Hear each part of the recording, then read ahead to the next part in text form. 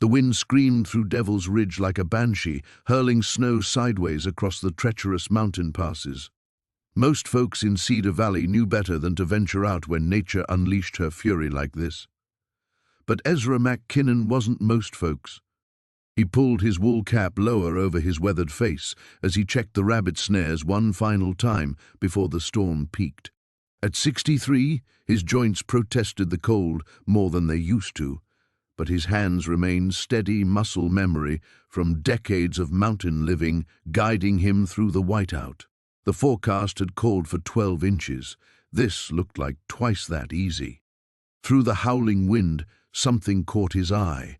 A dark smudge against the stark white landscape, moving erratically near the cliff's edge where Miller's Bluff dropped 200 feet into nothing.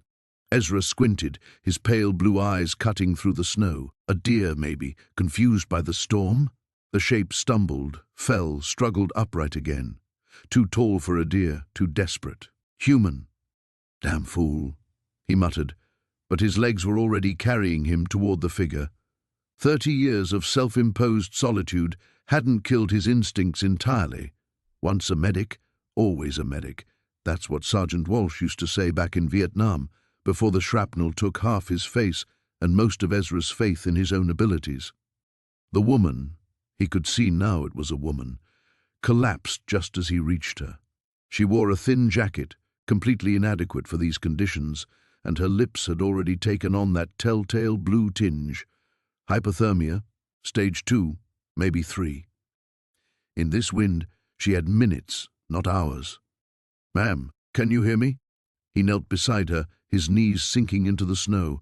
Her eyes fluttered open, brown eyes, he noticed, dark as coffee grounds. She tried to speak, but only a weak rasp emerged. That's when he saw what she clutched against her chest, a manila envelope, sealed and somehow dry despite the storm. Her grip on it was fierce, even as consciousness slipped away. Whatever was inside must be important for her to maintain such a death grip. Ezra didn't waste time with questions she couldn't answer. He scooped her up, surprised by how light she felt, and began the quarter-mile trek back to his cabin. The storm fought him every step, trying to tear them both over the edge, but his boots found purchase where others would have slipped. These mountains had tried to kill him plenty of times before. Today wouldn't be the day they succeeded. His cabin materialized through the snow like something from a fairy tale, smoke still curling from the chimney. He'd built it himself, log by log, after fleeing Cedar Valley in shame. It was small but solid, designed to weather storms far worse than this one. Inside, the warmth hit like a physical force. He laid the woman on his couch, nearest the fireplace, and immediately began checking vitals. Pulse weak but steady, breathing shallow, core temperature dangerously low. Her clothes were soaked through, practically frozen to her skin. "Sorry about this, miss," he said to her unconscious form, "but these have to come off." He'd done this countless times in the field, treating exposure, saving lives when minutes counted. The clinical detachment came easier than expected, though he noticed her hands still maintained that iron grip on the envelope. Even unconscious, she protected it. Ezra wrapped her in warm blankets and positioned her carefully to avoid shocking her system. Too much heat too fast could stop her heart. He'd learned that lesson the hard way, in a jungle clearing where good intentions had killed a 19-year-old kid from Nebraska.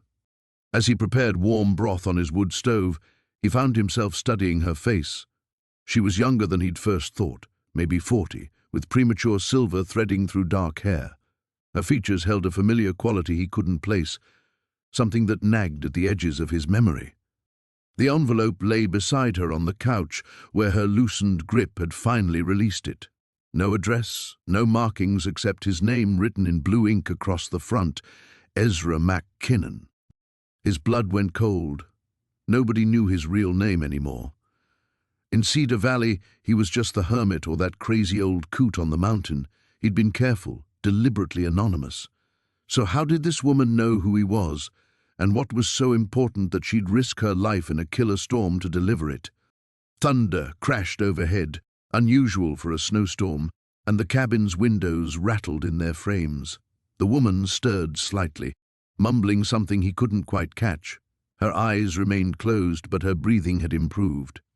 Ezra stared at the envelope, his name seeming to glow in the firelight.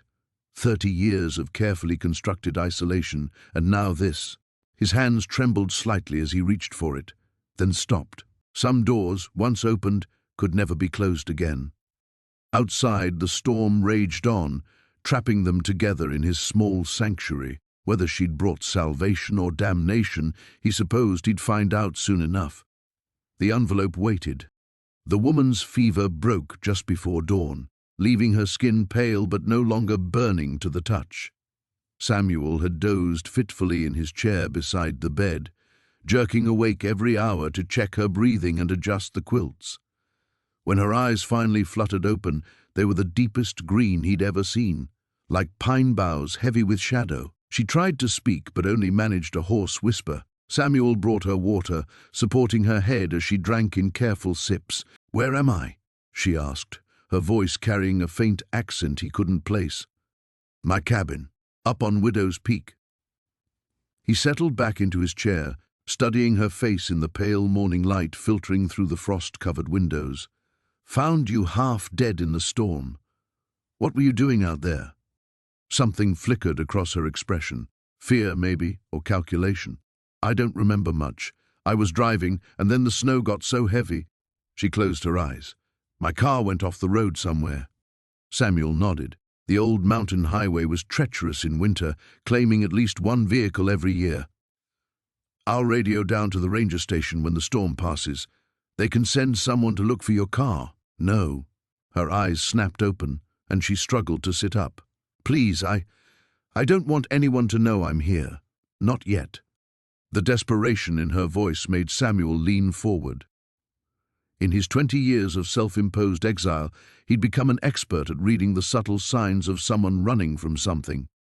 He'd worn that same expression often enough in his own mirror. "What's your name?"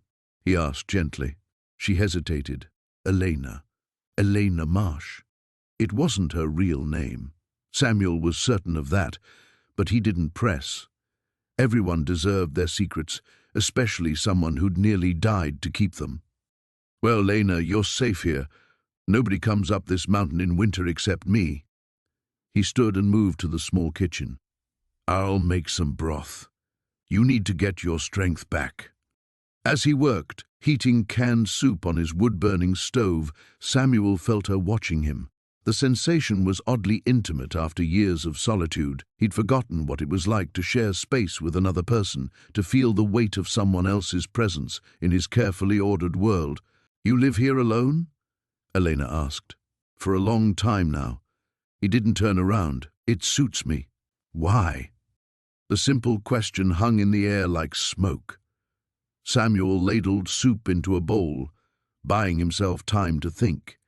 Most people didn't ask direct questions like that. They danced around the obvious, too polite or too uncomfortable to probe. "Sometimes a man needs distance from the world," he said finally, bringing her the bowl. Elena accepted the soup with hands that trembled slightly. Sometimes a woman does too. Their eyes met, and Samuel felt an unexpected jolt of recognition. Not that he'd seen her before, but that he understood the careful way she held herself, the alertness even in her weakened state, as if she were always listening for footsteps that shouldn't be there. "How long have you been up here?" she asked between spoonfuls. 23 years come spring. Don't you get lonely?" Samuel almost smiled at that. "Loneliness is a choice. I chose solitude instead. There's a difference. Loneliness wants something it can't have. Solitude just wants to be left alone." Elena considered this as she finished her soup. "What did you do before you came here?" The question he'd been dreading. Samuel took the empty bowl from her hands, noting how her fingers lingered against his for just a moment longer than necessary. "I was a different person then," he said. "That man's been dead a long time." Outside, the wind was dying down, though snow still fell in thick, lazy flakes. The storm would probably last another day or two, keeping them isolated together in the small cabin. Samuel tried to ignore how that prospect made him feel less anxious than it should have. "The fever took a lot out of you," he said, changing the subject. "You should rest." Elena nodded but didn't close her eyes.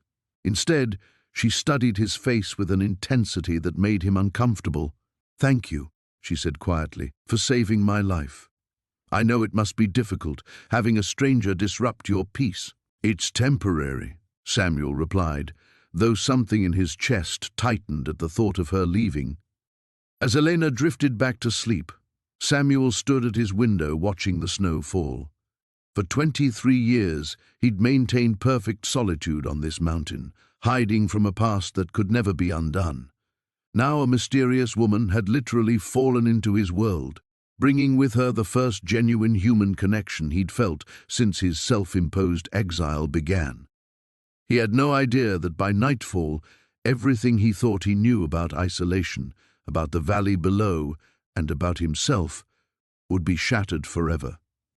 The woman's fever broke just after dawn on the third day, her breathing finally settling into the steady rhythm of natural sleep, rather than the labored struggle that had kept Silas awake beside her makeshift bed.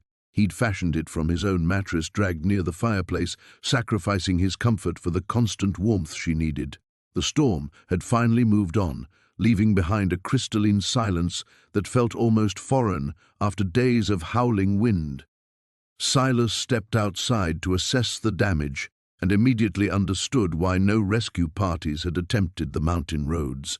Snow had drifted against his cabin wall nearly to the roofline, and the path he'd carved to his woodshed the day before had already filled in completely. The valley below remained invisible beneath a blanket of white that stretched unbroken to the distant peaks. Even with his snowshoes, it would take him the better part of a day to reach the main road, assuming it had been plowed. He was splitting kindling when he heard movement from inside, not the restless tossing he'd grown accustomed to, but the deliberate sounds of someone awake and alert. Silas set down his axe and brushed the snow from his boots before entering. She sat propped against the wall beside the fireplace, his wool blanket pulled up to her chin, watching him with eyes that were startlingly green in the morning light.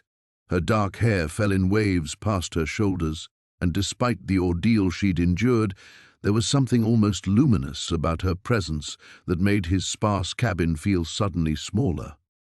"You're awake." The words came out rougher than he intended.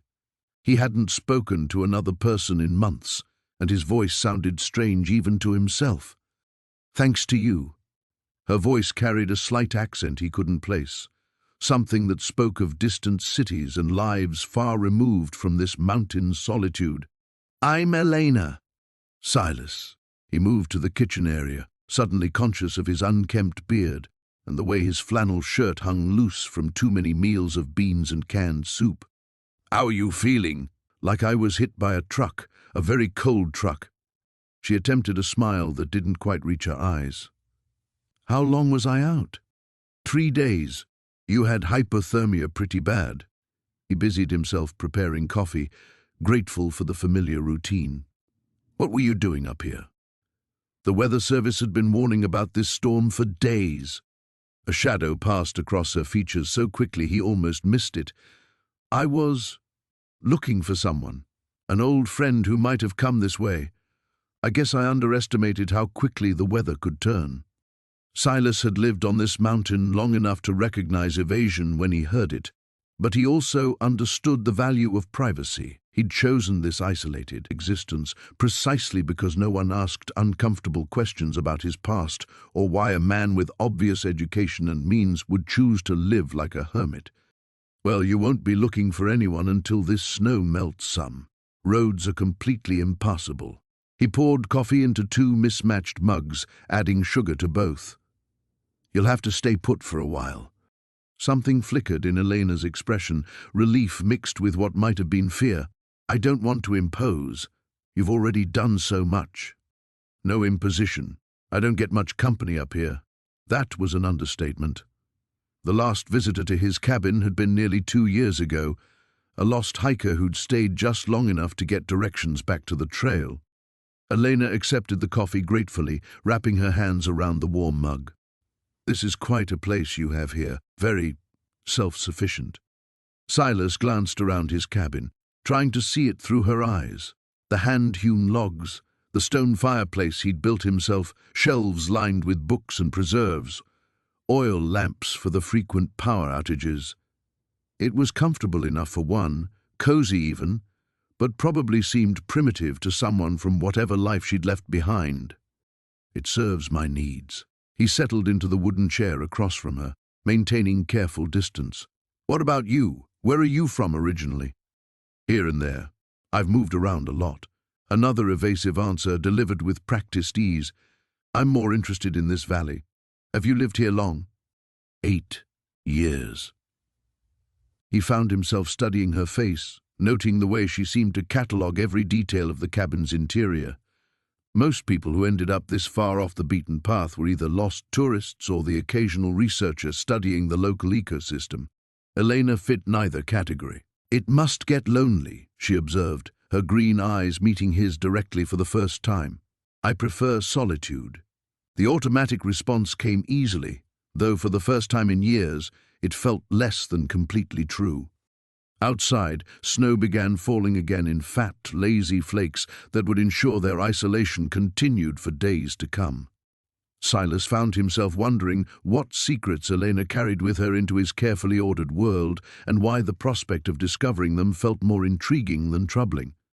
The woman's fever broke just before dawn, her breathing finally settling into something that resembled peaceful sleep, rather than the labored gasps that had worried Thomas through the night.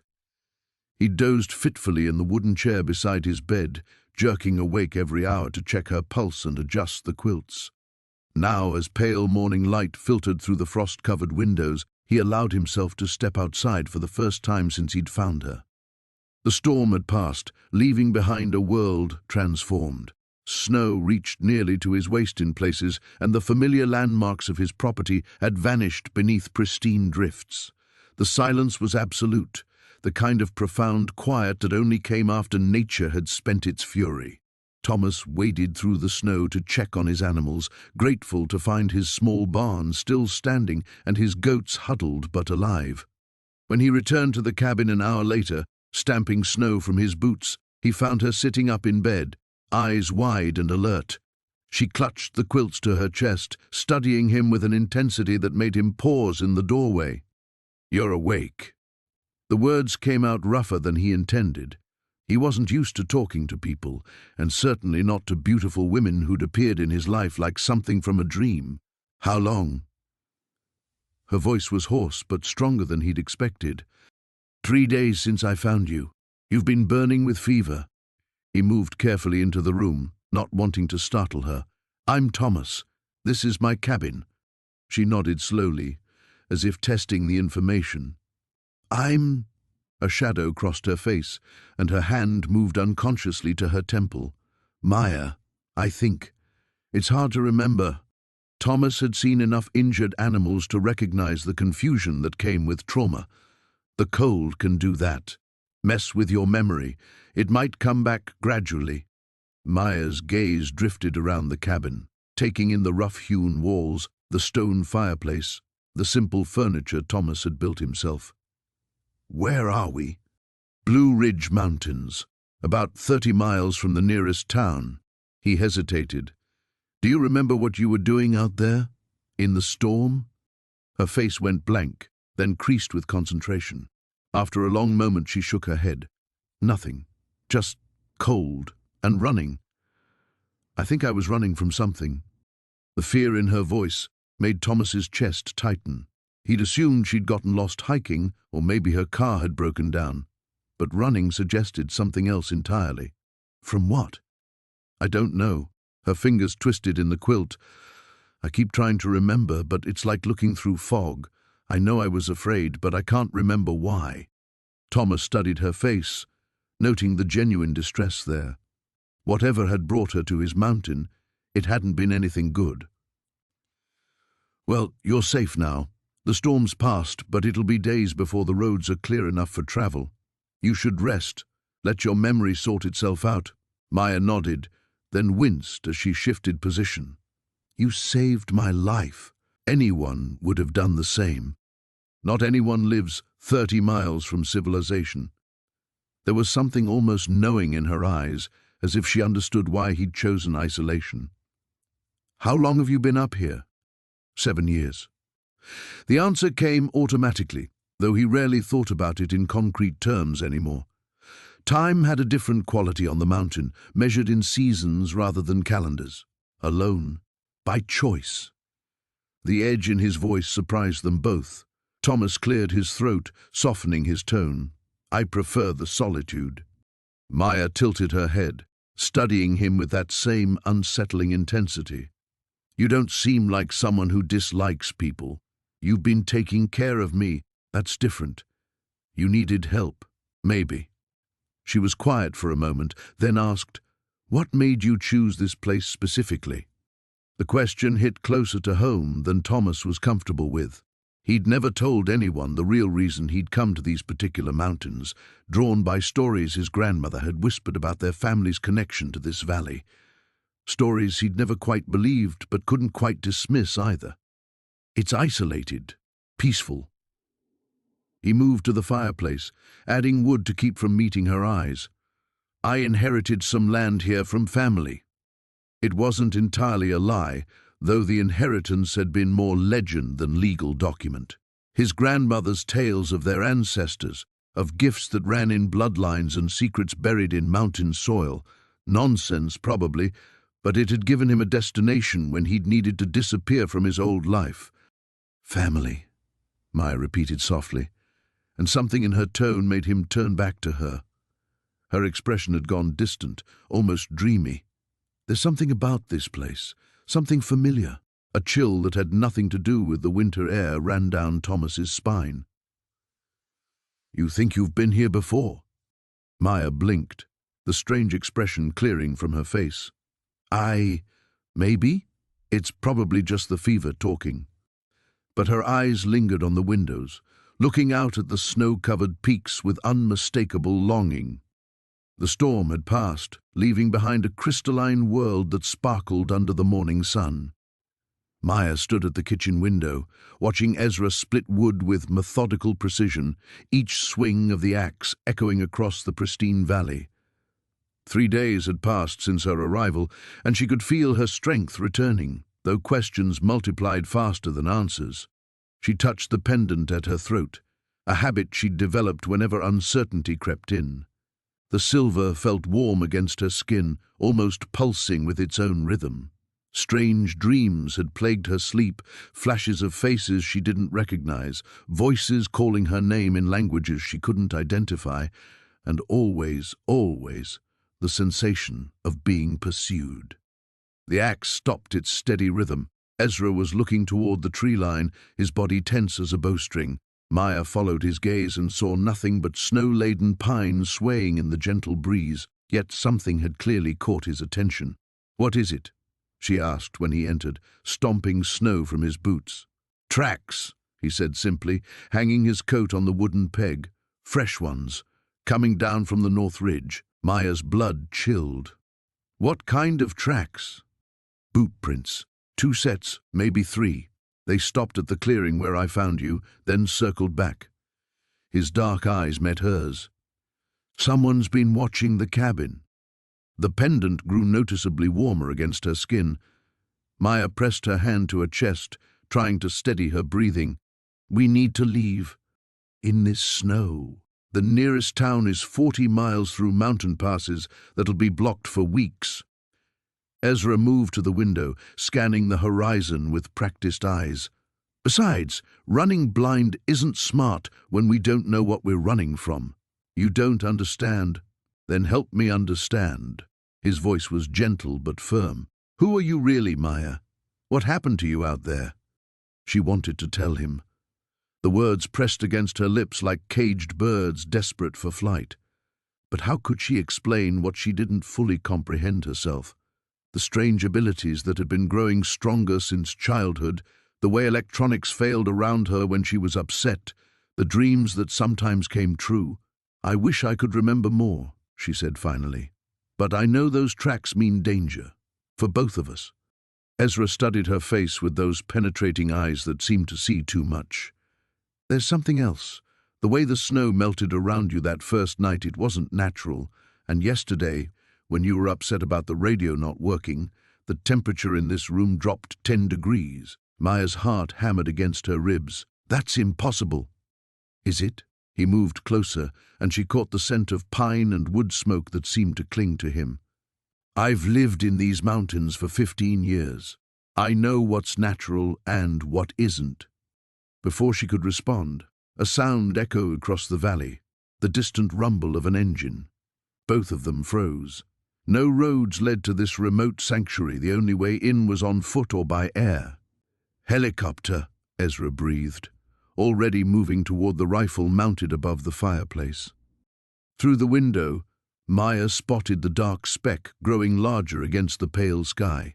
Her pendant was burning hot now, and frost began forming on the glass despite the warm cabin interior. The helicopter was military green, unmarked but purposeful in its approach. "They found me," she whispered. "Who found you?" "I don't know their names, but they've been hunting me for months, ever since the incident in Portland." The memories were rushing back now, sharp and terrifying. The laboratory, the tests, the night she'd finally escaped, leaving behind a building encased in ice that shouldn't have been possible. The helicopter was circling now, looking for a place to land in the small clearing near the cabin. Ezra grabbed her hand, and she was startled by the steadiness of his touch. "There's a cave system about 2 miles north, old mining tunnels from the 1800s. We can reach it through the back ravine without being seen from the air. Ezra, you don't have to." "Yes, I do." His jaw was set with determination she recognized from her father years ago, before the men in suits had come for him too. "Whatever's happening here, whatever you are, you're not facing it alone." The helicopter touched down, and through the swirling snow kicked up by its rotors, Maya saw figures in dark clothing emerging. They moved with military precision, spreading out to surround the cabin. She closed her eyes and felt the familiar cold energy building in her chest. The pendant pulsed once, twice, then seemed to sing with harmonic vibration. When she opened her eyes, Ezra was staring at her in wonder. Every window in the cabin had frosted over completely, creating an opaque barrier. "That should buy us a few minutes," she said. He nodded, shouldering a pack he'd grabbed from beside the door. "Then let's go."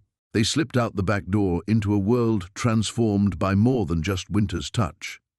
The storm had passed, leaving behind a world transformed by pristine snow that sparkled like crushed diamonds in the morning sun. Elena stood at the cabin window, her breath fogging the glass as she watched the valley below emerge from winter's embrace. 3 days had passed since she'd collapsed at Marcus's door, and already she felt the familiar restlessness stirring in her chest, the need to move, to stay ahead of whatever darkness followed in her wake. Marcus emerged from the kitchen carrying 2 steaming mugs, his movements careful and deliberate. She'd noticed how he studied her when he thought she wasn't looking, those deep-set eyes searching for answers she couldn't give him. "Not yet." "Coffee," he said simply, offering her one of the mugs. Their fingers brushed as she accepted it, and she felt that strange electric current again, the same sensation that had overwhelmed her when consciousness first returned. "Thank you." She wrapped her hands around the warm ceramic, grateful for its steadying presence, for everything. He settled into the chair across from her, maintaining that careful distance he'd kept since finding her. "You were talking in your sleep last night." Elena's pulse quickened, but she kept her expression neutral. "Was I? What did I say?" "Something about fire, and someone named David." Marcus's voice was gentle, but she heard the underlying curiosity. "You seemed frightened." The coffee turned bitter on her tongue. David, even his name could summon the memory of flames licking at laboratory walls, of screaming alarms and the acrid smell of burning chemicals, of her mentor's face contorting in rage when he realized what she'd done. "Nightmares," she said finally. "I have them sometimes." Marcus nodded as if he understood, though she suspected he couldn't possibly comprehend the weight of what haunted her dreams. "This valley has a way of keeping the outside world at bay. You're safe here." Safe. The word felt foreign, dangerous even. She'd stopped believing in safety months ago, when she'd learned the true extent of what her research had unleashed, when she'd discovered that her gift, her curse, was only the beginning of something far more sinister. "Marcus," she began, then stopped. How could she explain without revealing too much? "What do you know about genetic anomalies, inherited traits that skip generations?" His eyebrows drew together in surprise. "Not much." "Why?" She set down her mug and moved to the window again, needing the distance. Below them, smoke rose from a distant chimney, the first sign of other life she'd seen in the valley. "My grandmother used to tell stories about women in our family, women who could sense things, feel what others felt, sometimes even influence emotions. Like empaths? Something like that." Elena pressed her palm against the cold glass. "I always thought they were just fairy tales, until—" The memory crashed over her like a tide, the research facility, her colleagues' excitement as they mapped her neural patterns.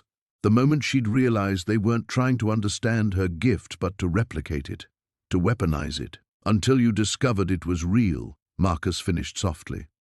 She turned to find him watching her with an expression that made her chest tighten. Not fear or skepticism, but something approaching understanding. "You think I'm crazy?" "No." He stood and moved closer, close enough that she could see the flecks of gold in his brown eyes. "My grandfather used to tell stories too, about this valley, about why our family was drawn here. He said some places hold memories, and some people can feel them." Elena's heart hammered against her ribs. "What kind of memories?" Before Marcus could answer, a sharp crack echoed from outside. They both froze, listening. Another crack, then another, the unmistakable sound of someone moving through the forest on snowshoes. Marcus was already reaching for the rifle mounted above the fireplace. "Stay away from the windows." Fear clawed at Elena's throat. She'd been careful, had covered her tracks, but somehow they'd found her. They always found her. "How many?" she whispered.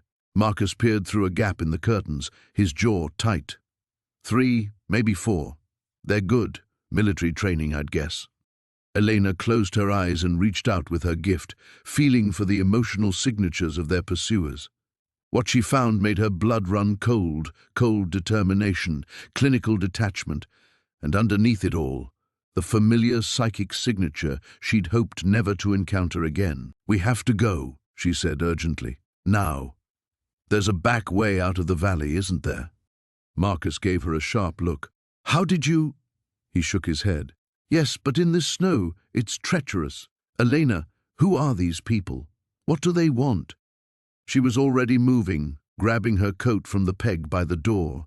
"They want me, and they won't stop until they have me, or until I'm dead." The sound of snowshoes drew closer, accompanied now by the low murmur of voices coordinating their approach. Elena felt their presence like ice in her veins, each step bringing them closer to the sanctuary she'd foolishly allowed herself to imagine might last. The morning sun filtered through frost-covered windows as Elias stirred the fire back to life. 3 days had passed since he'd found Lydia half frozen in the snow, and something fundamental had shifted in his carefully ordered world.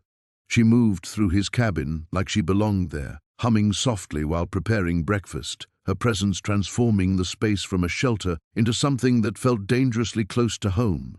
"You're staring again," Lydia said without turning around, a smile evident in her voice. Heat crept up Elias's neck. "Just wondering how you know where everything is. Been living here 12 years, and I still have to hunt for the salt." She laughed, the sound warm as the crackling fire. Lucky guess. But as she reached for the coffee tin on the highest shelf without looking, Elias caught something in her expression, a flicker of uncertainty, as if she'd surprised herself. After breakfast, Lydia insisted on exploring the immediate area, despite the lingering snow. Elias reluctantly agreed, telling himself it was better than leaving her alone with his racing thoughts. They walked the perimeter of his property, their breath forming clouds in the crisp air. "Tell me about the valley," she said, pausing at the edge of the clearing where the forest began its steep descent toward the town below. "How long have people lived here?" "Generations. My grandfather was born here, and his father before him. Elias kicked at a snow-covered stone. Used to be mining country, silver mostly. When that played out, most folks moved on. But not your family. Grandfather always said the mountain chose us, not the other way around. He glanced at her sideways. Sounds foolish, I suppose. Lydia's expression grew serious. No, not foolish at all. They continued walking, and Elias found himself pointing out landmarks.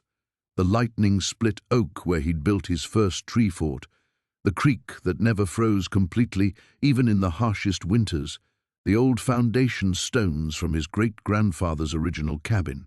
With each story, Lydia listened with an intensity that made him feel like his words mattered.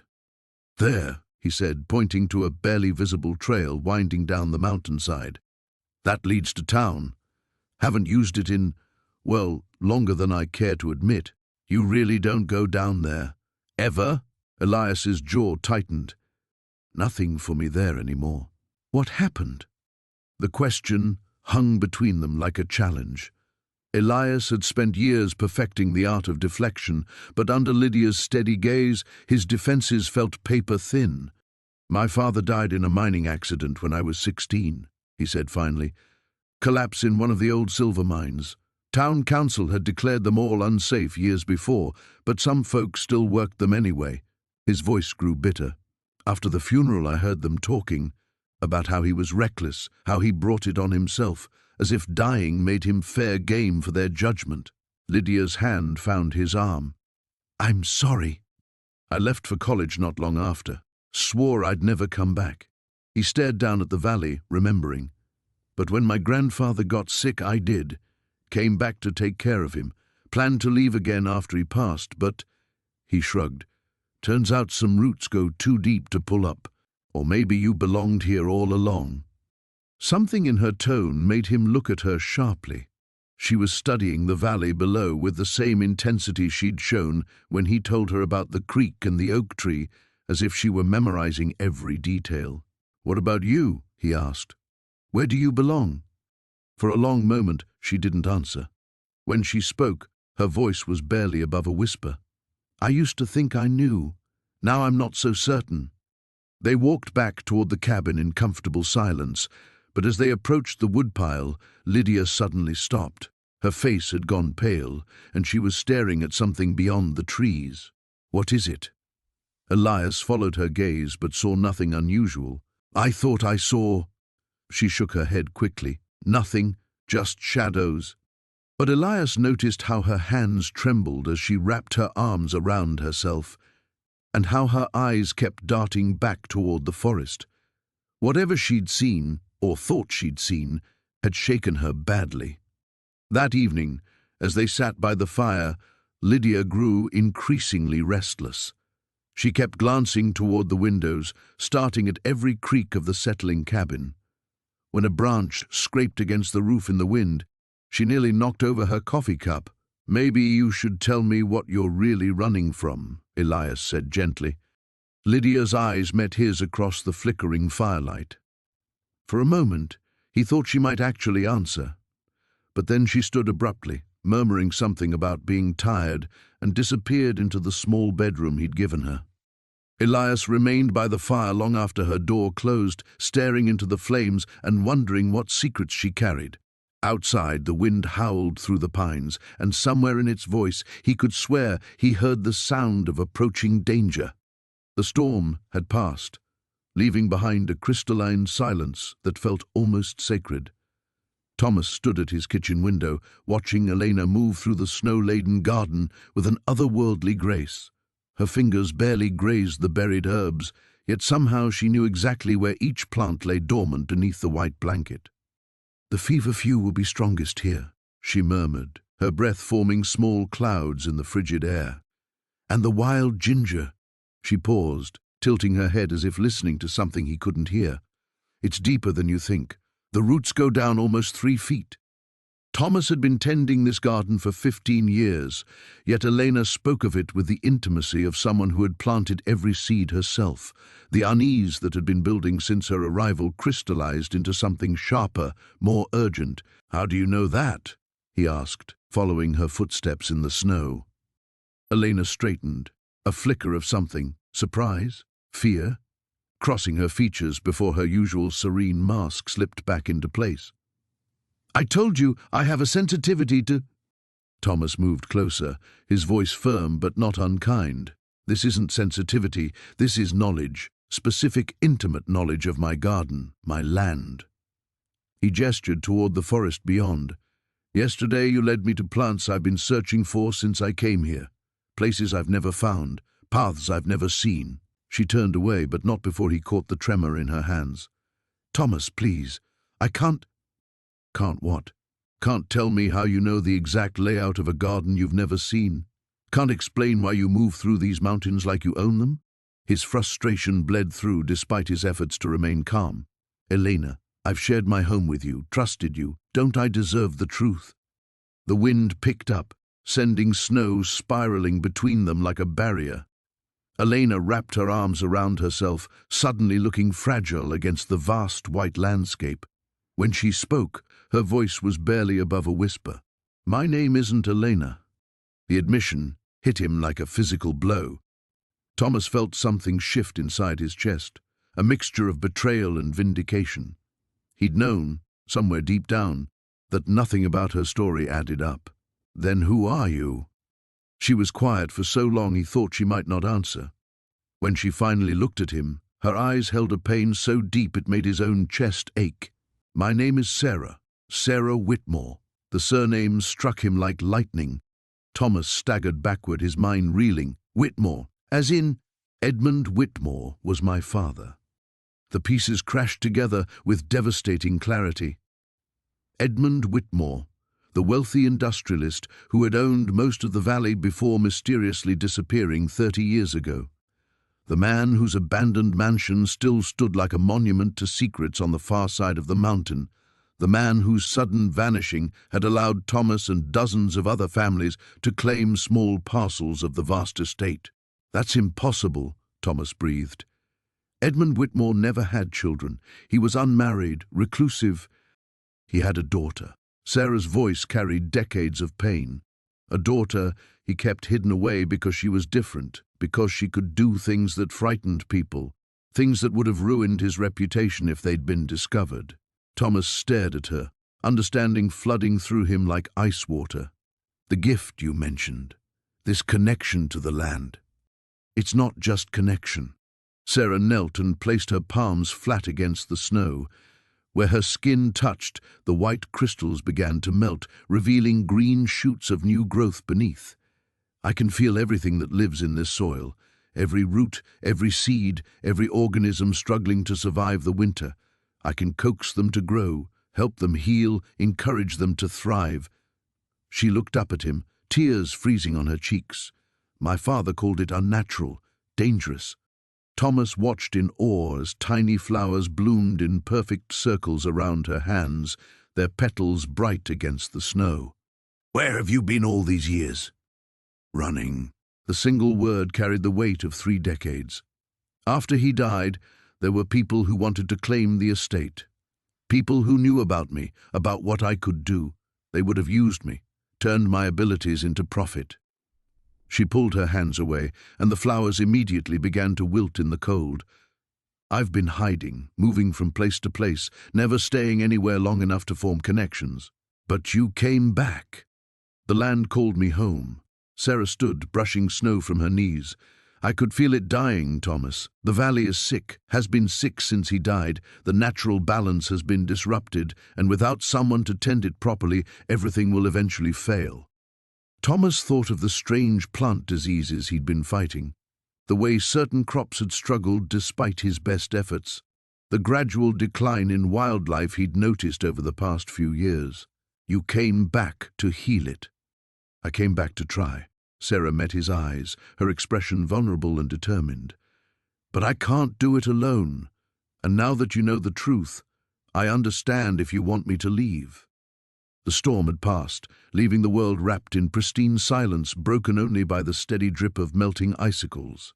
Marcus stood at his kitchen window, watching Elena move through the snow-covered clearing with an almost otherworldly grace.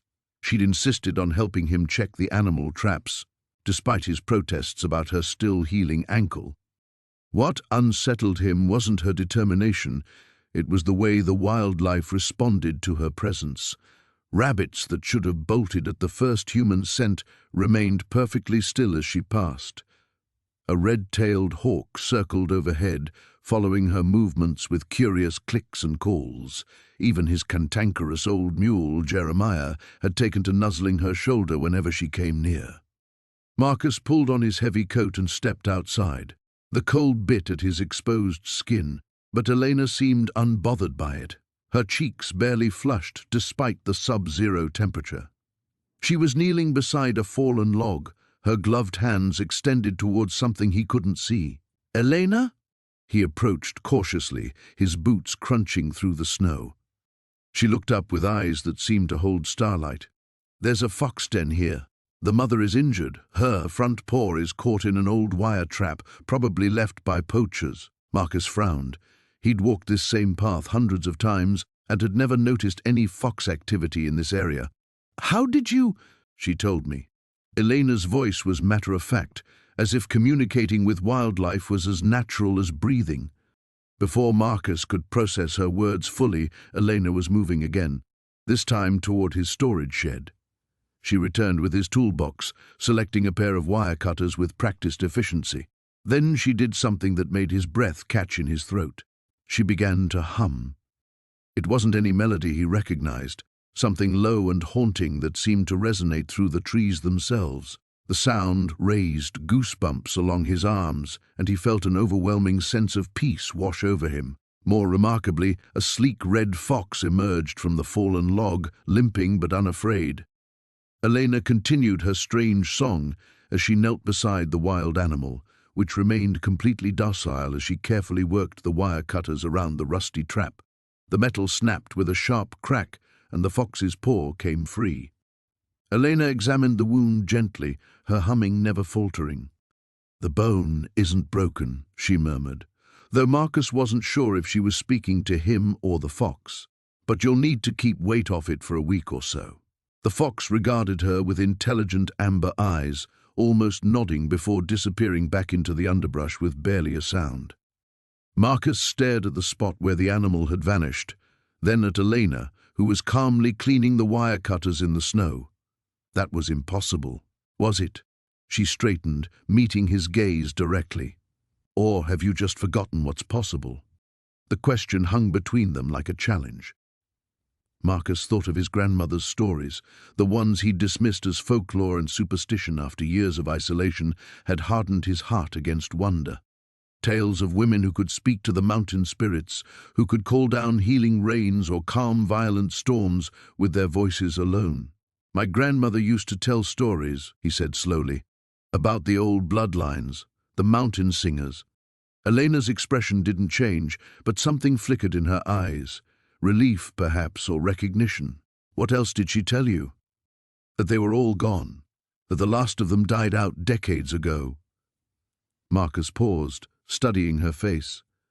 "She said they were hunted, driven away or killed by people who feared what they didn't understand. Not all of them died." Elena's voice was barely above a whisper. Some learned to hide. The implications of her words settled over him like a heavy blanket.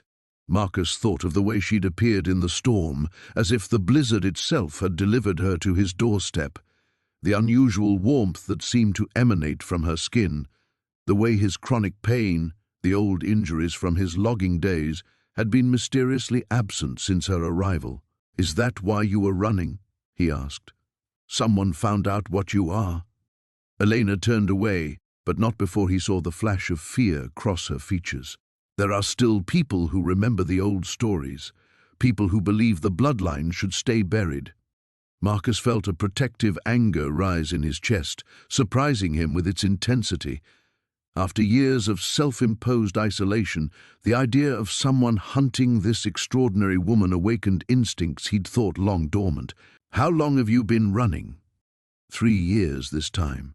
She wrapped her arms around herself, suddenly looking fragile despite everything he'd witnessed.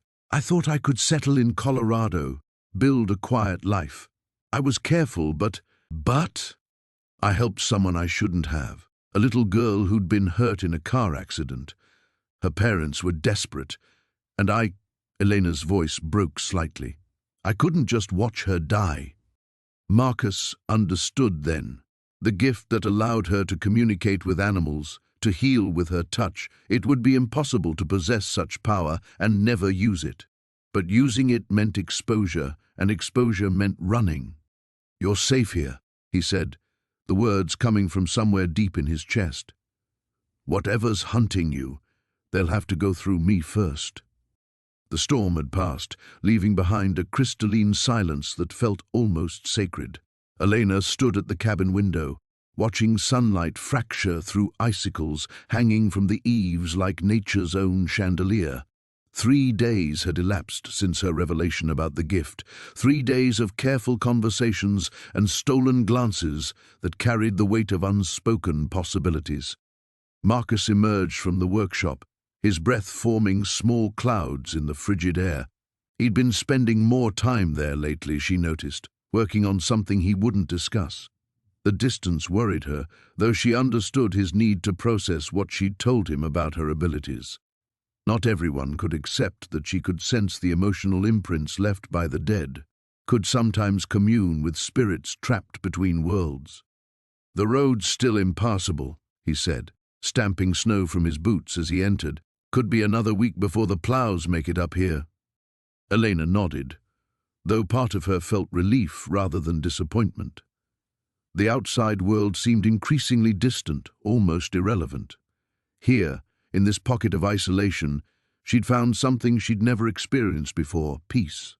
The constant whisper of restless spirits that usually plagued her had quieted to barely audible murmurs. "Marcus," she said, turning from the window, "there's something else I need to tell you. About this place." He paused in removing his coat, his expression guarded. "What about it?" "The silence here. It's not natural. Not for someone like me." She moved to the fireplace where flames danced hypnotically. "Everywhere I go, I hear them, the dead who haven't moved on. But here, it's different. Muted. As if something is protecting this valley." Marcus hung his coat with deliberate care, his movements suddenly tense. "Protected how?" "I don't know, but I can feel it, a presence. Old and powerful. Benevolent, I think, but—" She hesitated, studying his face. "You know something about this, don't you?" Before he could answer, a sound echoed across the valley, the distant rumble of an engine fighting through snow. They both froze, listening. The sound grew closer, more distinct. "A snowmobile, maybe 2. No one comes up here in winter," Marcus said, his voice tight with concern. "No one even knows this place exists." Elena's gift suddenly flared to life, a sharp spike of awareness that made her gasp. Images flashed through her mind, men with hard faces and harder intentions, searching, hunting. One face stood out among them, scarred, cruel, terrifyingly familiar. "Victor," she whispered, the name escaping like a prayer. "He's found me." Marcus was beside her in 2 strides. "Who's Victor?" "The reason I was running. The reason I nearly died in that storm." Her hands trembled as the psychic impressions intensified. "He killed my sister when she tried to protect me. He wants what I can do, wants to use it for his own purposes. He's been hunting me for months." The engine sounds were definitely closer now, echoing off the valley walls. Marcus moved to a cabinet Elena had never seen him open, withdrawing something wrapped in oiled cloth. When he unwrapped it, she saw an old hunting rifle, well-maintained despite its age. "How many?" he asked, checking the weapon with practiced efficiency. Elena closed her eyes, extending her awareness. 3, maybe 4. They're still a mile out, but they're coming fast. "There's a cave system behind the waterfall," Marcus said, moving with sudden urgency. "You can hide there while I—" Elena's voice was firm. "I won't let you face them alone, and hiding won't solve anything. Victor won't stop. He'll never stop." Marcus studied her face, seeing something there that made him nod slowly. "Then we end this, but on our terms." He led her to the back of the cabin, to a room she'd assumed was storage. Instead, she found maps, charts, and what looked like detailed surveys of the entire valley. But it was the photographs that caught her attention, dozens of them, showing the same mountain vista across different decades. The images seemed to shimmer slightly, as if they were more than mere pictures. "My family has been guardians of this place for 4 generations," Marcus said quietly. "The valley isn't just protected, it's sacred. There's something here, something ancient that my great-grandfather swore to defend. That's why we stayed, why we lived in isolation, to keep the secret safe." Elena reached toward one of the photographs and gasped as her fingers made contact. Visions flooded her mind, a cave deep in the mountain, filled with crystalline formations that hummed with otherworldly energy. Spirits not trapped but choosing to remain, drawn by the pure resonance of whatever lay at the valley's heart. And watching over it all, a presence vast and timeless, neither alive nor dead, but something far older. "It's beautiful," she breathed, tears streaming down her face. "And they're coming to destroy it." The engine sounds were much closer now, maybe minutes away. Marcus shouldered the rifle and took her hand. "Then we make our stand," he said. "Together." Outside, the pristine snow began to show dark specks in the distance, intruders approaching their sanctuary, unaware they were about to face not just 2 desperate people, but the accumulated power of a valley that had been waiting decades to defend itself. The old leather journal felt heavier than it should have in Elena's trembling hands. She sat cross-legged on Marcus's worn couch, the fire crackling behind her as she carefully turned the brittle pages. Each entry was written in careful script, dated decades ago, signed with initials that made her heart race. S. Elena Sanctuary, her mother's maiden name. "Marcus," she whispered, not looking up from the journal. "How long have you known?" He stood by the window, shoulders rigid, watching the snow fall in the growing dusk. "Since the day I pulled you from that storm. You have her eyes, her gift." The pages blurred as tears threatened. Entry after entry detailed her mother's abilities, the same inexplicable connection to nature that Elena had spent years trying to suppress. But these weren't clinical observations. They were love letters disguised as research notes. "She could calm the worst storms," Elena read aloud. "Today, E prevented an avalanche that would have buried the entire eastern slope. The townspeople don't understand what she is, but I do. She's extraordinary." "Your father wrote those entries," Marcus said quietly. "Thomas Blackwood. He wasn't just some researcher passing through the valley. He lived here for 3 years, studying the unusual weather patterns, the geological anomalies. Then he met your mother." Elena's breath caught. The name hit her like a physical blow. "Blackwood. But my father's name was Richardson. He changed it when he left, when the town turned against them both." The pieces began falling into place with sickening clarity. Elena flipped through more pages, finding sketches of plants she recognized, weather charts that matched her childhood memories, and photographs of a woman who looked exactly like her, standing beside a tall, dark-haired man. "The townspeople," she said, understanding flooding through her. "They blamed her for the disasters, didn't they?" Marcus finally turned from the window. His face was etched with old pain. The summer of 1987 brought the worst flooding in the valley's history. Crops failed. 3 people died. Your mother tried to help, tried to redirect the waters, but her abilities weren't strong enough to undo what nature had already set in motion. So they made her the scapegoat. Joseph Hartwell led the charge. He was younger then, ambitious, wanted to be mayor. He convinced people that Elena was cursing the land, bringing judgment on them all. Marcus's voice turned bitter. By autumn, they'd formed a mob. "Your parents fled in the night." Elena closed the journal and hugged it to her chest. "And you? Where were you in all this?" The silence stretched between them like a chasm. When Marcus spoke again, his voice was barely audible. "I was one of them." The words hit her harder than any physical blow could have. She stared at him, searching his face for some sign that she'd misunderstood. "I was young, stupid, scared," he continued, moving toward her but stopping when she flinched away. "I'd seen what your mother could do, knew it was real, but when the town turned ugly, He stopped, swallowed hard. "I didn't stand up for them. I let fear make me a coward. You helped drive them away." Elena's voice was hollow. "You helped destroy my family." "Yes." The simple admission hung between them like a death sentence. Elena stood abruptly, the journal falling to the floor, pages scattering. 27 years, she said, backing toward the door. "You've been living up here for 27 years because you felt guilty." "Elena, please." "And when I showed up, what? You thought you could make amends? Ease your conscience by playing the hero?" "No." Marcus stepped forward, his eyes desperate. "At first, maybe, but not now.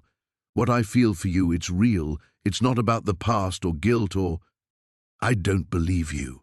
The words came out sharper than she intended, but the pain was too fresh, too overwhelming. "How can I believe anything you say now?" She grabbed her coat from the hook by the door. Outside, the storm had intensified, but she couldn't stay here another moment, not with him. Not surrounded by the evidence of her parents' suffering and his betrayal. "Elena, don't go out there. It's not safe." She whirled around, fury blazing in her eyes. "Safe? Nothing about this is safe. Nothing about you is safe." The wind howled as she yanked open the door, but before she could step into the storm, Marcus caught her arm. "I won't let you walk into this blizzard angry and hurt. We can talk about this when— Let go of me." The command came out with such force that the cabin windows rattled. The fire behind them flared higher, and somewhere in the distance, thunder rolled across the mountain peaks. Marcus released her immediately, recognition dawning in his eyes. Elena's abilities were growing stronger, fed by her emotional turmoil. She looked at him one last time, her heart breaking all over again. "Stay away from me." Then she stepped into the storm, letting the wind and snow swallow her whole. The ancient journal's pages crackled like autumn leaves as Elena turned them with trembling fingers. The candlelight flickered across faded ink, casting dancing shadows that seemed to bring the words to life. Marcus stood behind her, his breath warm against her neck as they both read the impossible truth written in his grandfather's careful script. "The site runs deeper in the valley than any of us understood. What we dismissed as folklore, as mere superstition, has roots that reach back to the first settlers. The Morrison bloodline carries it strongest, but it skips generations, lying dormant until awakened by great need or trauma." Elena's hand instinctively went to her temple, where the headaches had started 3 months ago, the same time the visions began. "Your grandfather knew," she whispered. "There's more." Marcus reached around her, turning several pages until he found what he was looking for. "Look at this entry from 1987. Today I met a woman in the woods who claimed to see things that hadn't happened yet. She was terrified, running from something or someone who wanted to use her gift. I've hidden her in the old mining cabin until I can figure out what to do. She says there are others like her, that some organization has been tracking people with abilities. She calls them the Collectors." Elena's blood turned to ice. The Collectors. Even now, the name made her skin crawl with remembered fear. How could he have known about them 37 years ago? Marcus's jaw tightened as he continued reading. "She stayed for 3 weeks before they found her. I never learned her full name. She said it was safer that way, but she left something behind." He paused, his finger tracing the words. "She left a daughter." The candle flame guttered as Elena's sharp intake of breath disturbed the air. "A daughter who would have been about your age now." Marcus closed the journal and turned to face her. "Elena, what if this isn't coincidence? What if you didn't just happen to be in that blizzard when I found you?" Before she could answer, a distant rumble echoed through the valley, too mechanical to be thunder, too sustained to be an avalanche. They both froze, listening as the sound grew closer. "Vehicles," Marcus said grimly. "Multiple ones coming up the mountain road." Elena's gift surged unbidden, flooding her mind with flashes of the immediate future. Black SUVs with tinted windows, men in tactical gear spreading through the forest, Dr. Vance's cold smile as he gave orders to bring her back alive. "They found me." Her voice was barely a whisper. "I don't know how, but they found me." Marcus was already moving, grabbing supplies and stuffing them into a backpack. "The old mining tunnels. My grandfather mapped them all. There are passages that lead clear to the other side of the mountain." "Marcus, no." Elena caught his arm. "You don't understand what these people are capable of. If they think you're helping me, I am helping you." He cupped her face in his calloused hands. "And I'm not letting them take you." The rumbling grew louder, accompanied now by the slam of car doors and shouted commands. Elena closed her eyes, letting her gift show her what was coming: thermal imaging equipment that would track their heat signatures, trained operatives who knew exactly how to hunt people like her. But there was something else, a flicker of possibility she almost missed. "The storm," she said suddenly. "There's another storm coming, a big one." Marcus glanced toward the window where the first snowflakes were already beginning to fall. "That's impossible." The weather report said clear skies. Weather reports don't account for what's sleeping in these mountains. Elena's eyes snapped open, blazing with newfound determination. "Your grandfather wrote about it, how the valley protects its own. The old stories aren't just folklore, Marcus. The land itself has a memory." She pressed her palms against the cabin's wooden walls, feeling for the ancient current that ran beneath the valley like a hidden river. Her mother had tried to teach her this before the collectors came, before everything fell apart. Not just seeing the future, but touching the deeper forces that shaped it. The wood grew warm beneath her touch, and somewhere in the distance, wind began to howl. "Elena, what are you doing?" Calling in a favor from the mountain. She could feel it now, the sleeping giant stirring to life, recognizing the bloodline that had once sheltered its secrets. "But we need to move. The storm will buy us time, but not much." Marcus shouldered the pack and grabbed his rifle. Through the window they could see lights moving through the trees, still distant but closing fast. The snowfall was already intensifying, fat flakes swirling in increasingly violent patterns. "The tunnel entrance is a quarter-mile north," he said. "Can you make it?" Elena took his hand, feeling the spark of connection that had grown between them over the past weeks. Whatever happened next, they would face it together. Lead the way. They slipped out the back door into the gathering storm, leaving behind the safety of the cabin for the uncertain darkness of the mountain's embrace. The ancient cabin groaned under the weight of accumulated secrets as Ezra stared at the photographs scattered across his kitchen table. Each image told a piece of the story he'd spent 30 years trying to forget: the mining operation, the covered-up deaths, the families who'd been paid to stay silent. Elena sat beside him, her fingers tracing the edges of a newspaper clipping dated 1994, her gift having pulled these buried truths from the very walls around them. "Your father knew," she said softly, not looking up from the yellowed paper. He tried to expose what Blackstone Mining was doing, but they silenced him. Ezra's hands trembled as he picked up a photograph of his father standing with other miners outside, the entrance to the old copper mine. Thomas Blackwood looked younger than Ezra had ever remembered seeing him, his face bright with hope and determination. It was a stark contrast to the broken man who'd died alone in this very cabin, carrying the weight of what he'd witnessed. "The landslides weren't accidents," Elena continued, her voice growing stronger as more visions flooded through her. "They knew the blasting patterns were unstable. They knew men would die, but the copper deposits were too valuable to abandon." A sharp knock at the door shattered the heavy silence. Ezra and Elena exchanged glances before he rose and moved cautiously to the window. Through the frost-covered glass, he could make out two figures in expensive winter gear standing on his porch.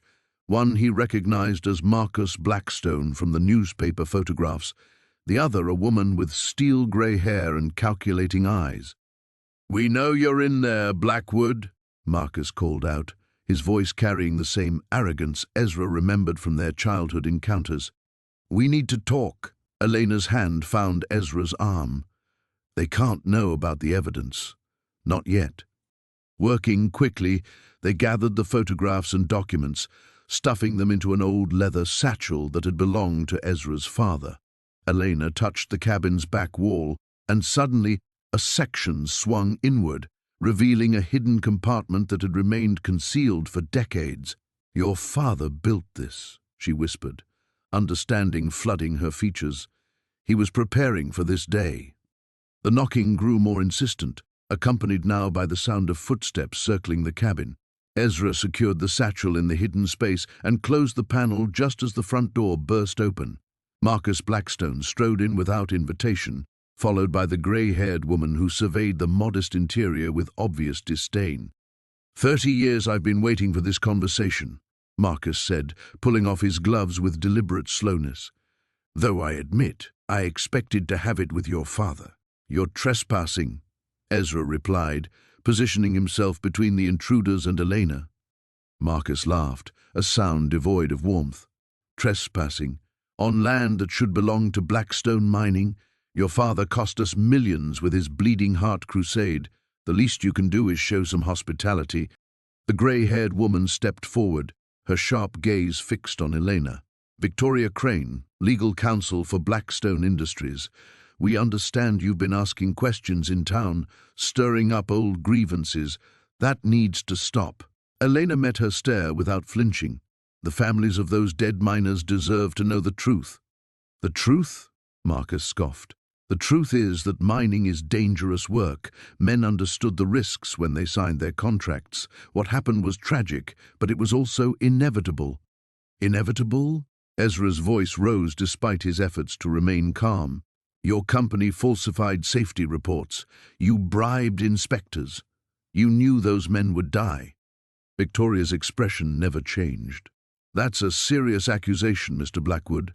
I hope you have evidence to support such claims." The weight of the hidden satchel seemed to press against Ezra's consciousness. He could feel Elena's tension beside him, her gift probably picking up currents of memory and intention from their unwelcome visitors. Whatever she was sensing, it wasn't good. "We're prepared to make you both a very generous offer," Marcus continued, reaching into his coat and withdrawing a thick envelope. "Enough money to start fresh somewhere far from here. All we ask in return is your silence and your departure from the valley." "And if we refuse?" Elena asked. Victoria's smile was razor-thin. "Then you'll discover that accidents can happen to anyone, even in a place as remote as this. The mountains are unforgiving, especially in winter." The threat hung in the air like smoke from the wood stove. Ezra felt something shift inside him, a resolve he hadn't known he possessed crystallizing in his chest. His father had backed down once, had allowed fear and isolation to silence him. But that was a different time, and Ezra wasn't alone. "Get out," he said quietly. "Get out of my home." Marcus's genial mask slipped. "You're making a mistake, Blackwood, a very dangerous mistake." As the two visitors prepared to leave, Victoria paused at the threshold. "You have 48 hours to reconsider our offer. After that, we can't guarantee your safety in this isolated place." The door slammed shut, leaving Ezra and Elena alone with the weight of decades-old secrets and the promise of violence that hung between them like storm clouds gathering on the horizon. The old journal's leather binding cracked as Elena turned another brittle page, her breath forming small clouds in the cold cabin air. Marcus sat beside her, feeding split logs into the wood stove, but his attention remained fixed on her face as she read aloud from his grandfather's faded handwriting. "The children came to me again today," Elena read, her voice barely above a whisper. "Little Sarah Morrison, who drowned in the creek 3 summers past, and the Hendricks boy, who was lost in the avalanche. They speak to me now, clear as church bells, asking me to deliver messages to their families. I fear I am losing my mind, yet their words bring such comfort to the grieving." Marcus felt his world tilting on its axis. "That's impossible. My grandfather never mentioned anything about seeing the dead?" Elena's eyes met his, understanding passing between them like an electric current. "Your grandfather had the same gift I do, Marcus. It runs in families." She turned several more pages, scanning quickly. "Listen to this entry from 1952. The gift has grown stronger since I moved to the mountain. The spirits seem drawn to this place, as if the valley holds them somehow. Today, young Thomas Whitmore came to me, still wearing his mining clothes. He's been gone 20 years, but he had urgent words about the mine, about something his father buried there that must never be disturbed. Marcus stared at the journal, his mind reeling. His grandfather had always been considered eccentric by the townspeople below, a hermit who preferred solitude to society. But this revelation cast everything in a different light. "There's more," Elena continued, her finger tracing down the page. "I've discovered why the spirits linger here. The indigenous people knew this valley was sacred long before the miners came. They called it the place where souls rest. But the mining operations disturbed something ancient, something that was meant to remain buried. The dead cannot move on until the wrong is made right." A sudden chill swept through the cabin that had nothing to do with the winter wind outside. Elena looked up sharply, her body tensing. "Someone's coming," she whispered. Marcus listened but heard only the storm. "I don't hear anything." "Not someone alive," Elena clarified, her voice tight with concentration. "Multiple spirits, all at once. That's never happened before." The temperature in the cabin plummeted further. Their breath became visible puffs, and frost began forming on the windows despite the roaring fire. Elena stood slowly, her eyes tracking movement that Marcus couldn't see. "They're all here," she breathed. "Dozens of them. Miners, their families, people who died in this valley over the past century. They're trying to tell me something, but there are too many voices." Marcus watched in fascination and growing alarm as Elena seemed to follow invisible figures around the room. Her lips moved silently, as if she were holding multiple conversations at once. "The mine," she said suddenly, turning to face him. "They keep pointing toward the old Morrison mine. Something's happening there, something urgent." Before Marcus could respond, a different kind of sound cut through the night, the distant rumble of an engine struggling up the mountain road. This time, Marcus heard it too. "That's impossible," he said, moving to the window. "No vehicle could make it up here in this storm." But through the swirling snow, twin beams of light were indeed climbing the treacherous path toward his cabin. Elena's face had gone pale. "The spirits are agitated," she said. "They're warning me about whoever's coming. There's danger, Marcus. Real danger." Marcus pulled his rifle from its rack above the fireplace, checking to ensure it was loaded. "Get away from the windows," he instructed. "If someone's desperate enough to drive up here in a blizzard, they're either running from something or coming for something specific." Elena grabbed his arm. "Your grandfather's journal. What if someone else knows about it, about what really happened in the mines?" The engine noise grew louder, closer. Marcus extinguished the oil lamps, plunging the cabin into darkness except for the glow from the wood stove. Through the window he could see a large SUV fighting its way through the drifted snow, its chains grinding against ice. "Marcus," Elena whispered urgently, "the spirits are showing me something. Your grandfather didn't just hide from society up here. He was protecting something. Something in the mine that people would kill for." The vehicle stopped about 50 yards from the cabin. Its headlights went dark, but Marcus could hear doors slamming and voices shouting over the wind. At least 3 people, maybe 4. Elena clutched the journal to her chest. "They've come for this," she said with sudden certainty. "But they don't understand what they're dealing with. The dead won't let them disturb the balance again." Marcus positioned himself by the front window, rifle ready. 60 years after his grandfather had first encountered the supernatural forces of this valley, the past was finally catching up with the present. And Elena, with her extraordinary gift, stood at the center of it all. The first figure emerged from the storm, approaching the cabin with purpose. The storm had passed, leaving the world crystalline and impossibly quiet. Elena stood at the cabin window, her breath fogging the glass as she watched Marcus trudge through knee-deep snow toward the old mine shaft. 3 days had elapsed since her revelation about the valley's hidden nature, and he'd barely spoken to her since. She pressed her palm against the cold pane, feeling the familiar tingle of energy that had plagued her since childhood. The gift that had made her mother lock her away, that had driven her to flee civilization entirely. Here, in this forgotten valley, she'd hoped to find peace. Instead, she'd found Marcus and complicated everything. The door creaked open behind her. "He's been going there every morning." Sarah's voice carried a mixture of concern and understanding. The older woman had arrived yesterday from the lower settlement, drawn by dreams that Elena's presence had somehow triggered in the valley's sensitive inhabitants. "I shouldn't have told him."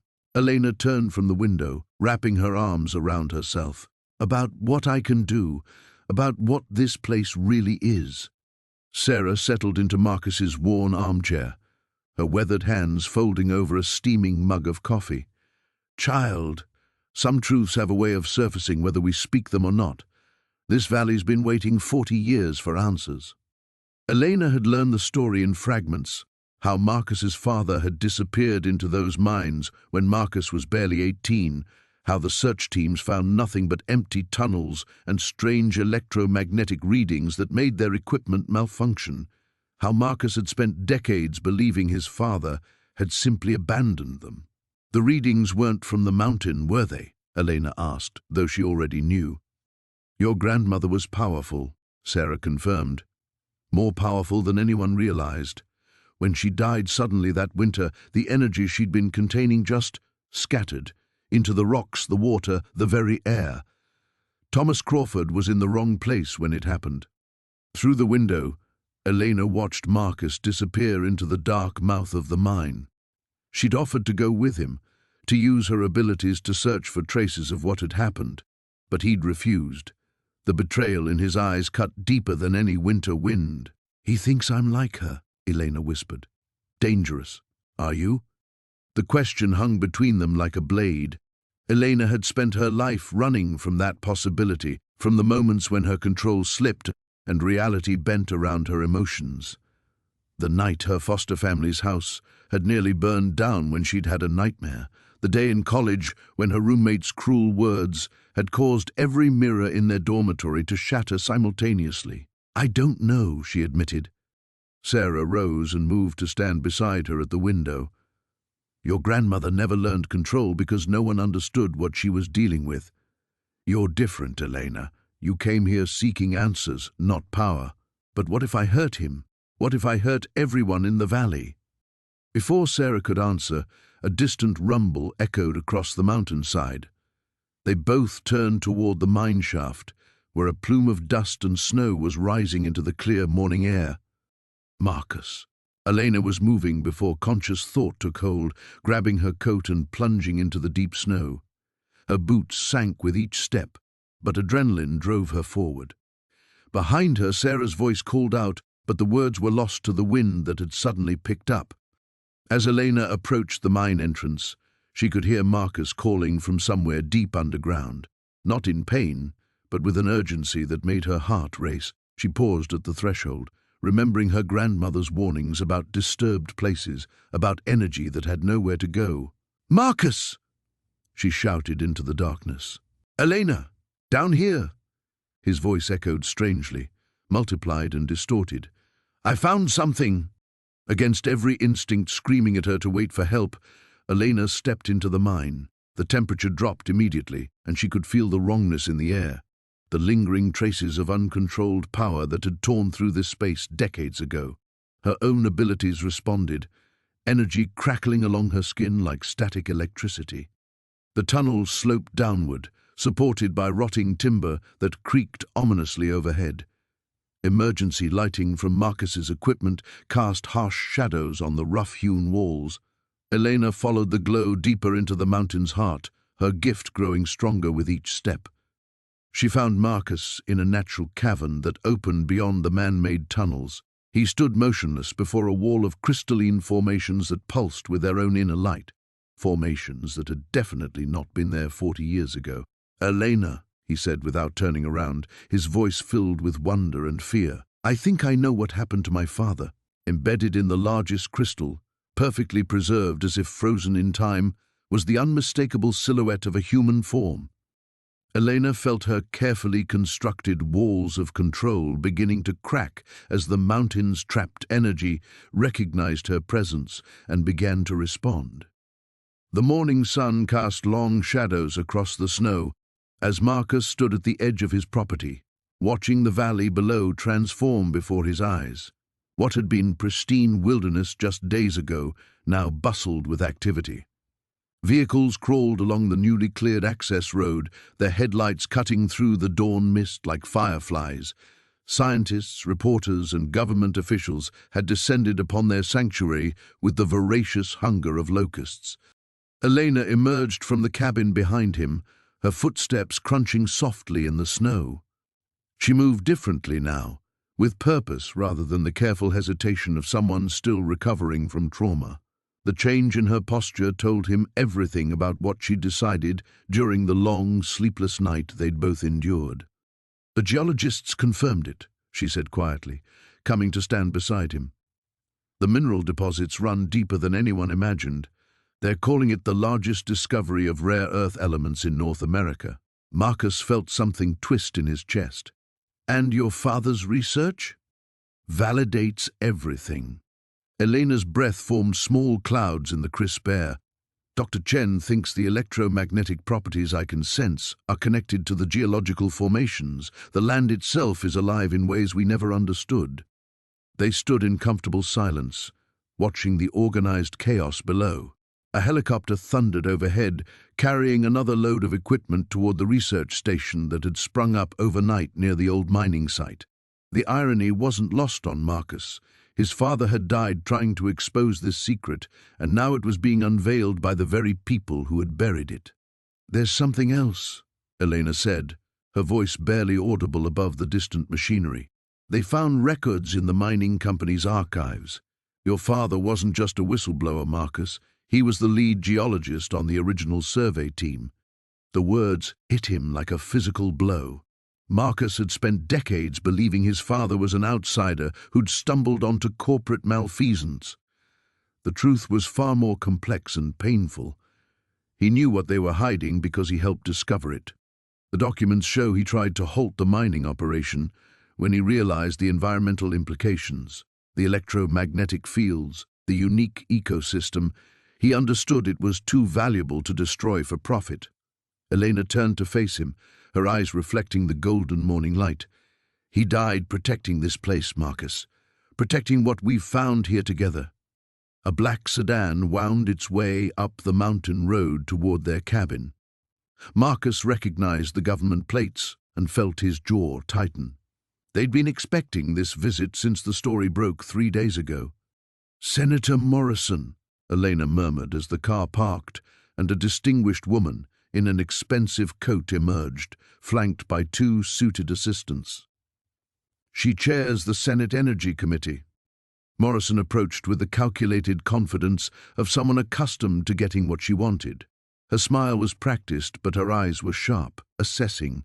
"Mr. Thorne, Ms. Vasquez, I trust you understand why I'm here. To discuss mineral rights that were fraudulently obtained 40 years ago?" Marcus's voice carried an edge that made one of the assistants shift nervously. "To discuss the future," Morrison replied smoothly. "This discovery changes everything. National security implications, economic opportunities, scientific advancement. We need to ensure it's managed properly." Elena stepped forward, and Marcus felt the air around them shift subtly. Her gift had grown stronger over the past week, more controlled. The electromagnetic fields she could manipulate were no longer random. They responded to her will with increasing precision. "Managed by whom?" Elena asked. "The same interests that killed Marcus's father to keep this secret?" Morrison's composure faltered slightly. "That's a very serious accusation, Ms. Vasquez. It's also a documented fact, thanks to the evidence we've uncovered." Elena's voice remained calm, but Marcus could sense the power building around her. The senator's phone began to buzz erratically in her pocket. "The mining rights were obtained through fraud and murder," Marcus said, moving to stand beside Elena. "The original claims are invalid." "The courts will determine that." Morrison replied, though her tone had lost some of its authority. In the meantime, national security requires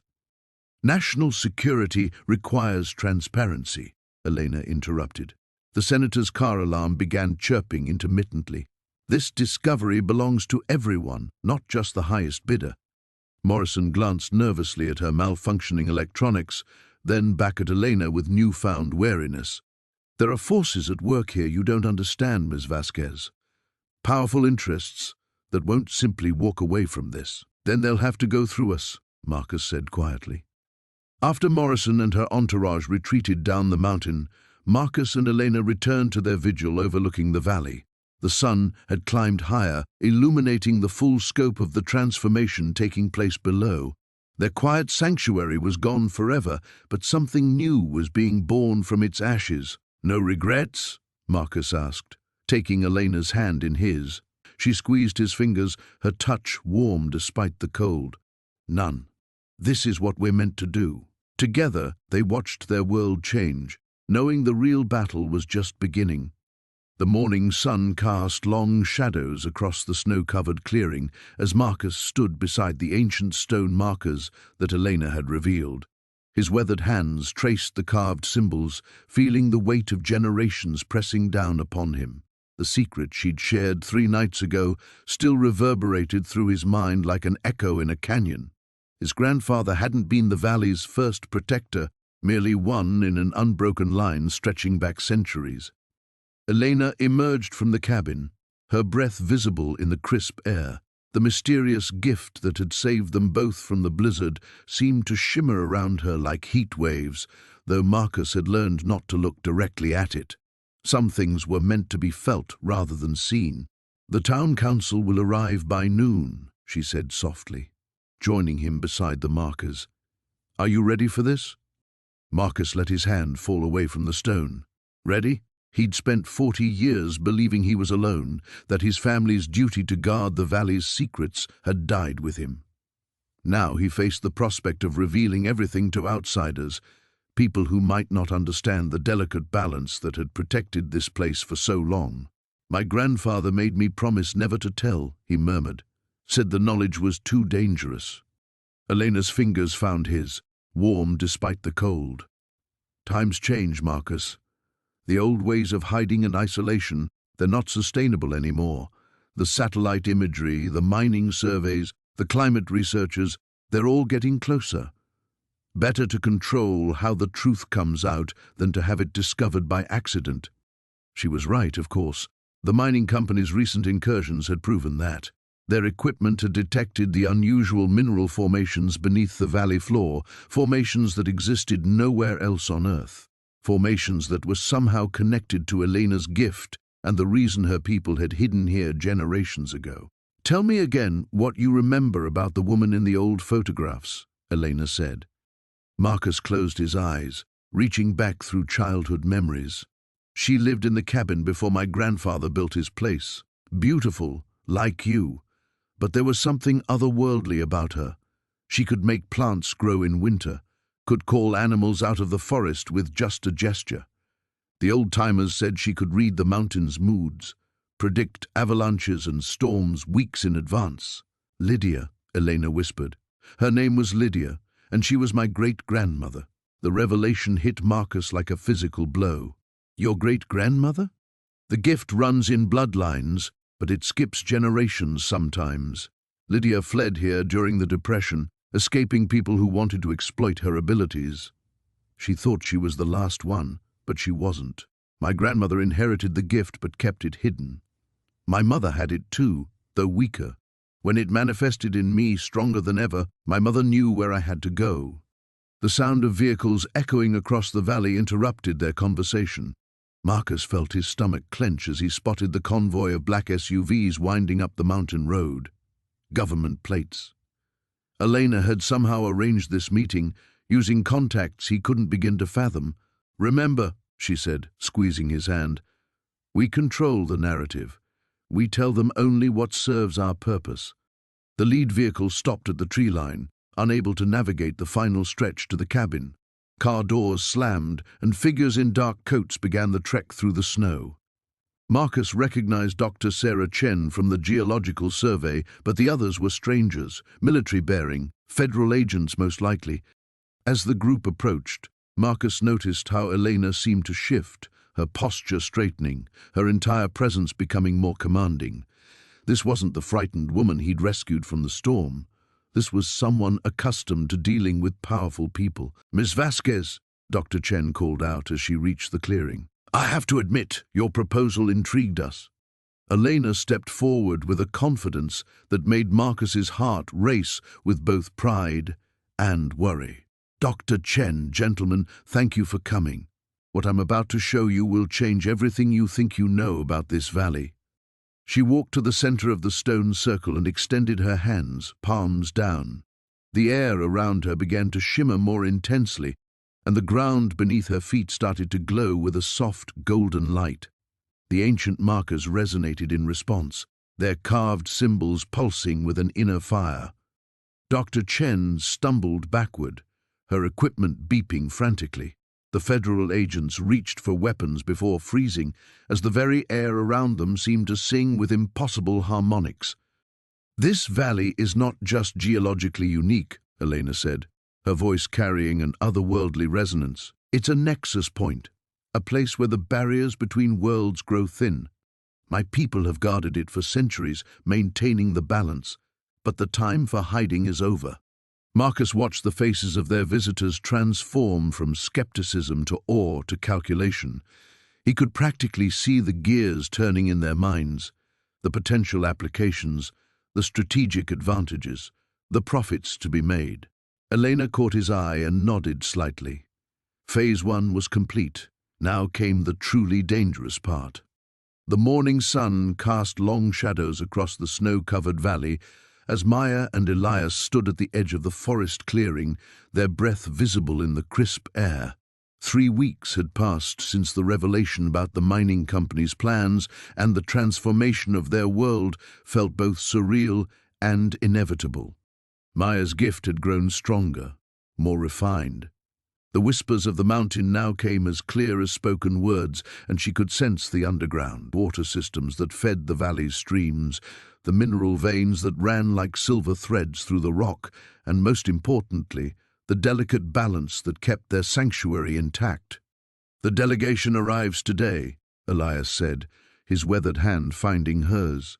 The gesture still carried wonder for him. This connection to another human being after decades of solitude. "I know." Maya closed her eyes, extending her awareness. "I can feel them approaching the southern pass. 12 people, including the federal investigators and the tribal representatives."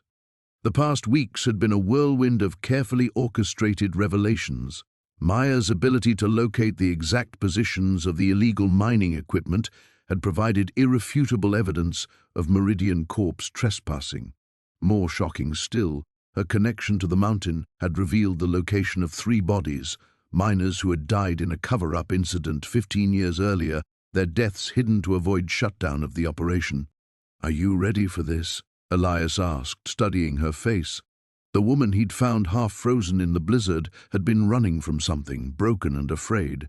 Now she stood with quiet confidence, her dark hair catching the sunlight, her eyes clear with purpose. "As ready as anyone can be for turning the world upside down," she replied with a small smile.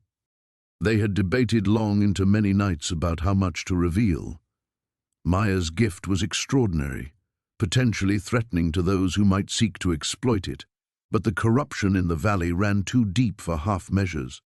The sound of helicopters echoed off the mountain walls, and Maya tensed slightly. Even now, the approach of strangers triggered memories of her flight from the city, from the life she'd abandoned when her abilities had first manifested so dramatically. "Hey," Elias said softly, turning her to face him. "We do this together, whatever happens." She nodded, drawing strength from his steady presence. The hermit who had rescued her had become her anchor, the one person who saw her gift not as something to fear or use, but simply as part of who she was. The helicopters landed in the meadow below the cabin, and soon a small procession of figures in winter gear began making their way up the path Elias had cleared. Leading them was Agent Sarah Chen from the FBI's Environmental Crimes Unit, followed by representatives from the Environmental Protection Agency, the Forest Service, and 3 members of the local Shoshone tribe whose ancestral lands bordered the valley. Maya and Elias met them at the cabin, where Maya had prepared detailed maps and documentation of everything her gift had revealed. The evidence was overwhelming: illegal drilling sites, contaminated water sources, and the location of the covered-up mining deaths. "Ms. Rivers," Agent Chen said, her voice carrying both skepticism and intrigue, "these maps you've provided are incredibly detailed. Our preliminary surveys confirm the accuracy of every location you've marked. How exactly did you obtain this information?" Maya had prepared for this moment. "I'm what some might call a hydrogeologist with unusual methods," she said carefully. "I have an intuitive sense for underground water systems and geological structures. When I discovered the contamination, I felt compelled to map its full extent." It was true, if incomplete. The tribal representatives exchanged meaningful glances.